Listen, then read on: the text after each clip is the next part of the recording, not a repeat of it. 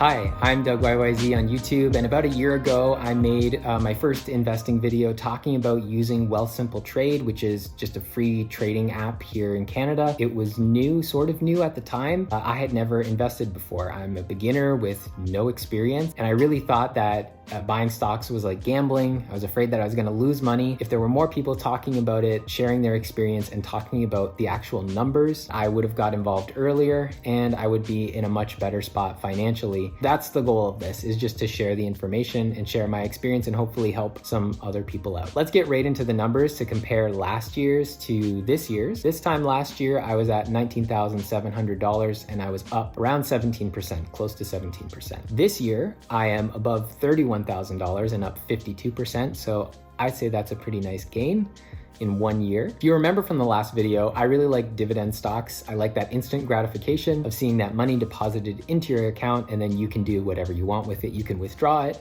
or you can reinvest it. I've been reinvesting it. The total amount that I've made in dividends over the last year is $1,212.70, so roughly $100 tax-free every month. I would like to see that double next year to be $200 a month. Some of my best performers over the last year were BMO and Scotiabank. Both of these major banks in Canada, they pay a really nice dividend, and also they've gone up a lot in value, and they combined, they make up 30% of my whole portfolio. I feel banks are a pretty safe bet, especially the major ones here in Canada. I think they've got a lot of support from the federal government. They did well during that 2008 recession. There's a lot of restrictions and rules here with the financial industry in Canada, so I think it's a low risk buy. Aside from banks, I really also like real estate investment trusts. They pay dividends monthly, so it's nice to see that money come in every month. They seem pretty safe if you're choosing the right ones. And one of the ones that I talked about in the last video and I still like today, a year later, is Smart Centers. They lease space and land to big box stores. Like Walmart is a major renter from Smart Centers, and you know that Walmart's not going anywhere. It's been 2 years, people still go to Walmart, even when you don't want to go shopping in the store itself.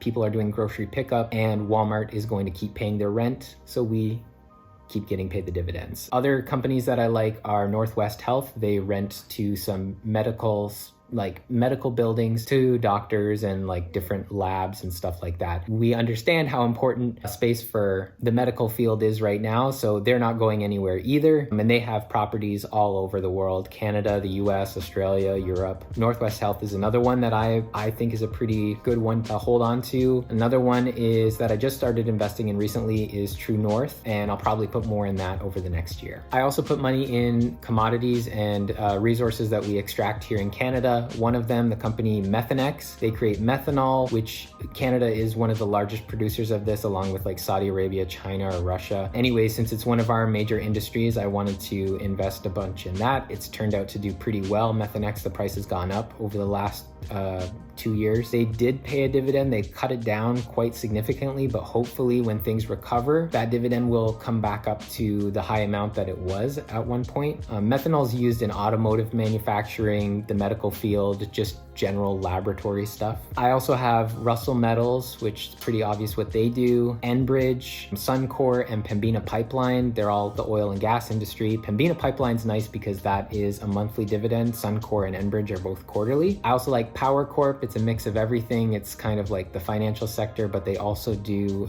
some manufacturing, industrial stuff. They have their investment spread out everywhere, and they pay a nice dividend. As far as growth stocks, I don't know too much about this, but I've set myself up behind two companies that I will share with you. One is Couche-Tard, which they own Circle K, which is a convenience store, and a bunch of gas stations. And these are all around the world. They're in the US, in Canada, in Asia. They almost bought a huge grocery chain in France, Carrefour, but it fell through. The French government blocked it. But it just gives you an idea of the ambition for this company, that they would buy something that's like the largest grocery chain in a country. And so you know that there's the potential there. They want to grow, they want to keep expanding. So I have a lot of faith in this Canadian company. I used to live in Montreal. It was a pretty convenient place to go and just get something, little groceries that you might need around the corner. It was also the best price place to buy like beer and wine. It's got all your staples. People, buying gas will go in and buy food as well. Very clean. There's another company out of Canada, specifically Montreal. It's a fintech company called Tenet. And I've just read some some good things about it online on Discord. I think it has a lot of potential. I don't know too much about it, but I'm gonna keep an eye on it and keep investing in that over the next year. You may be able to tell if you look closely at my portfolio last year and this year, I haven't contributed that much to this WealthSimple Trade account. I've been investing in other areas, and as cheesy as it sounds, I was investing in myself. I took 4 months of unpaid training and I've switched jobs. I've got quite a big salary bump, but I'm not going to be able to see that this year because of those 4 months. That's like 8 paychecks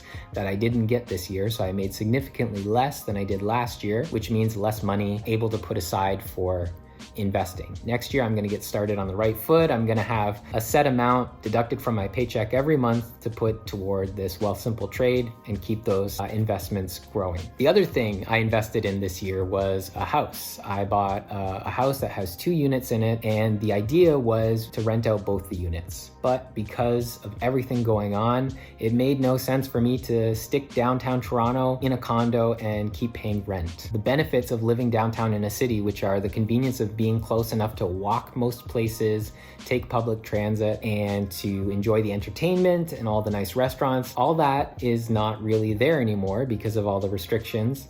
So it made sense for me to get out of there. Why would I keep paying the rent when I can have more space, be closer to work, and still live in the GTA? I still live in the GTA, just a suburb. I'm pretty happy with the decision. My living expenses are far less than what I used to pay when I was paying rent. I have renters here in the second unit. They're helping offset the mortgage and all the other bills. But the thing that you gotta balance, I know that real estate isn't for everybody, especially right now. Houses are so expensive. It can take a lot to get enough money together for a down payment, especially if you're one person. It seems almost impossible. If you're in a couple or you have a partner, it's a lot easier to get started with this. From my experience so far, it is expensive. You gotta have more than just the down payment. All the little fixes that we've been doing around the house, even paint is expensive, a lot more expensive than you think. If you've never had to buy paint, Google it.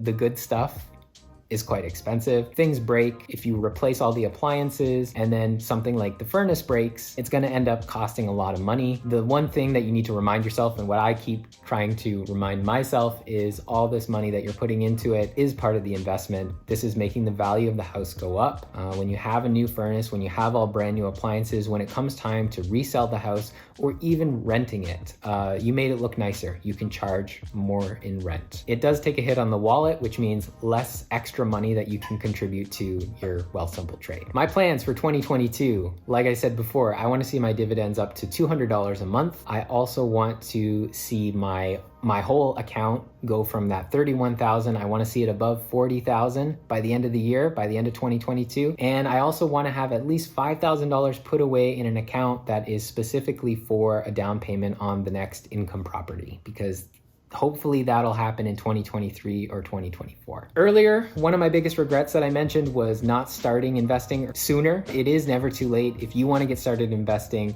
on WealthSimple Trade, which I do recommend because it's free, you should sign up using my link. I'll have it in the description. We both get a free stock, so we're helping each other out. Just a quick thank you to everybody who signed up after watching my last video using my link. We both benefited from that. We both got $10 or $20, something like that. So I hope that your portfolio is doing well. If you did sign up after watching the last video, best of luck investing in the new year and Happy New Year. See you guys.